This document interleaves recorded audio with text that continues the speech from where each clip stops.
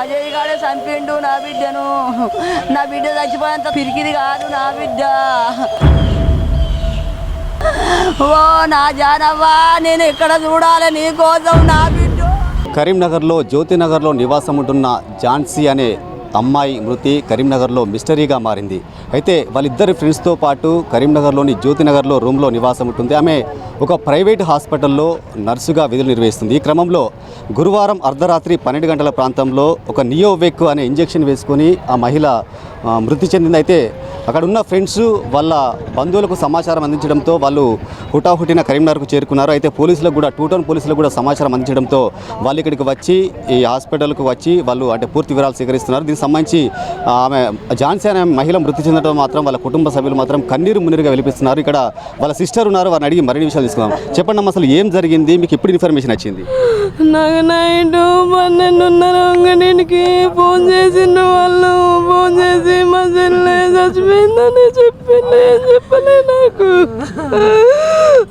రూమ్లో ఉన్న పోరగాళ్ళు ఫోన్ చేసిన తప్పితే నాకు ఎవరు ఫోన్ చేయలేరు. రూమ్లో మీ సిస్టర్తో పాటు ఎంతమంది రూమ్లో ఉంటున్నారు? ఆమె ఎక్కడ జాబ్ చేస్తుంది? అంటే మీకు ఎవరు ఇన్ఫర్మేషన్ ఇచ్చారు? అమ్మాయిలు ఉంటారు. ఆమె ఇక్కడ హాస్పిటల్లో పనిచేసేది. 2 పిల్లలతోనే రూమ్లో ఉన్నది. ఆ పిల్లలకి ఎరుక, ఈమెకి ఎరుక. ఆమె చచ్చిపోయింది. ఇంజెక్షన్ అనేది ఆమెనే వేసుకుందా? ఎవరి మీద అనుమానాలు ఉన్నాయా? ఇంజెక్షన్ వేసుకున్న తర్వాత ఎవరు వచ్చి హాస్పిటల్కి తీసుకొచ్చారు? 2 పిల్లలు వచ్చి వాళ్ళు ఇద్దరు ఇంకో 2 వచ్చి తీసుకొని వచ్చి జాయిన్ చేసిర్రంట. వేరే హాస్పిటల్ తీసుకుపోతే ఆడమట్టలేరట. వేరే హాస్పిటల్కి తీసుకుపోతే ఆడమట్టలేదట. డెత్ అయిందని చెప్పి ఇడికి తీసుకొని వచ్చిర్రంట. అసలు ఏం జరిగింది? అసలు మీకు ఎప్పుడు ఇన్ఫర్మేషన్ వచ్చింది? మాకు నైట్ వచ్చింది సార్. మాకు వాడే వ్యాక్సిన్ ఇచ్చి మా పాపని చంపేసిండు మా కోడలు. అక్కడ పాప సీరియస్గా ఉంది పొమ్మని వానికి తప్ప ఎవరు తెలుస్తుంది? వానికి నైట్ 2 గంటలకు ఎవరిని తెలుస్తుంది? ఎందుకు తోలాలి వాడు? వాడే రావాలి కదా. మోసం చేసిండు కాబట్టి వాడు వాళ్ళ ఫ్రెండ్నో వాళ్ళ దోస్తునో వాళ్ళ దగ్గర వాళ్ళని పంపించి వాడు బయట పర్యవేక్షణ చేస్తాడు. ఇవాళ చనిపోవడానికి ఆ ఇంజెక్షన్ యాక్చువల్గా ఎవరికి దొరకదట. మేము తెలుసుకున్నాం. అది ఎవరికి ఇయ్యరట వాళ్ళు. ఆ ఇంజెక్షన్ ఎట్లా దొరికింది? ఇంజెక్షన్ వేసి చంపడానికి కారణం ఏంది మాకు తెలవాలి. ఖచ్చితంగా వానికి శిక్ష చేయకపోతే మేము దేనికైనా రెడీ. మీ అమ్మాయి మృతి చెందింది కదా, దీనికి ముందే మీతో ఏమైనా మాట్లాడిందా? మీకు ఏమన్నా అంటే నాకు ఇట్లా ప్రాబ్లం ఉంది, థ్రెట్ ఉంది అని ఏమైనా చెప్పిందా? ఆడ అరెస్ట్మెంట్ చేస్తాడు అని నాకు మెసేజ్ పెట్టింది ఆల్రెడీ. అజయ్ అనే వ్యక్తి ఏం చేస్తాడు అసలు? మీ అమ్మాయికి ఎట్లా పరిచయం? వాడు ఆర్ఎంపీ సార్. వాడు అసలు మాకు ఏమెరక సార్. మేము కైకిలు చేసుకుంటాం. ఇక్కడ మా పాప ఏదో మెడికల్ ఫీల్డ్లో ఉన్నదని చెప్పి ఇక్కడ పంపినాం మేము బతకడానికి. వాళ్ళని ఖచ్చితంగా కస్టడీకి తీసుకోండి, ఖచ్చితంగా తెలుస్తుంది మీకు. బెజ్జంకి మండలాడు సార్. వాని ఊరు ఏదో మాకు తెలియదు. ఇక్కడ వాని అనుచరులు ఉన్నారు. అని పిల్లలు కూడా వాన అనుచరులే.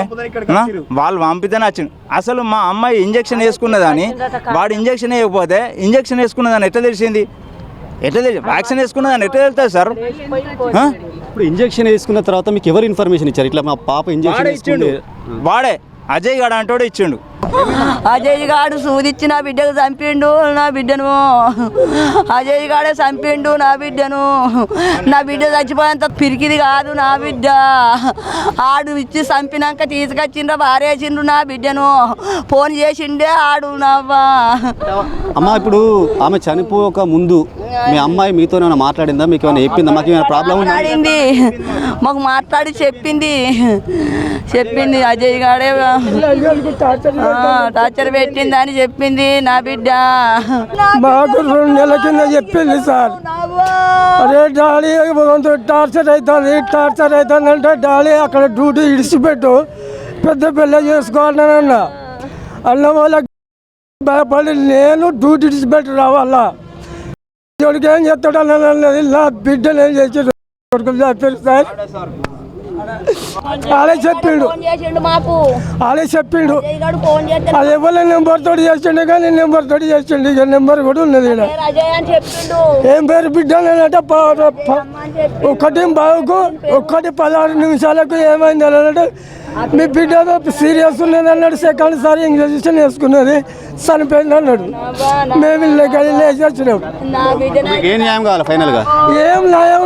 నా బిడ్డకు నా బిడ్డను చంపినట్టు వాళ్ళు చంపాలి. చూసారు కదా, మొత్తానికైతే అతనిపై కఠినంగా చర్యలు తీసుకోవాలి, మాకు న్యాయం జరగాలని కూడా వాళ్ళు కన్నీరు మిన్నీరుగా విలపిస్తున్న పరిస్థితి నెలకొంది. మొత్తానికి ఈ తతంగంలో పోలీసులు మాత్రం ఇన్వెస్టిగేషన్ కొనసాగిస్తున్న పరిస్థితి నెలకొంది. వీడియో జర్నలిస్టు శేఖర్తో శ్రీనివాస్, మైత్రి ఛానల్, కరీంనగర్.